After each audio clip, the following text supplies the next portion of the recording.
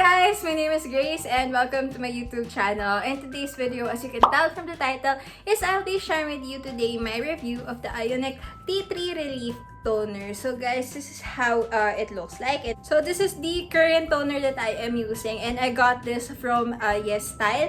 So this product really helped me, guys, and I just wanted to share with you my review because this product really helped me and amazed me because I've only been using this for around 1 week, but I already saw a difference in my skin. So again, guys, this toner has tea tree extract, but also it has Centella asiatica leaf water extracts plus 6 sprouts extracts, which makes it a really good skincare product for oily and acne prone skin. So I don't know if you can see that, but I have a pimple mark here, and this pimple, guys, it grew para 2 days ago. But then again, look at that. It's not that dark, plus it's already healing after 2 days. So that's how magical this toner is. And what I like about this toner, you guys, is that it gives you that really fresh and a clean feeling. But then again, after that, is that it also gives you that very subtle moisture. So you don't feel that your skin is all dried off.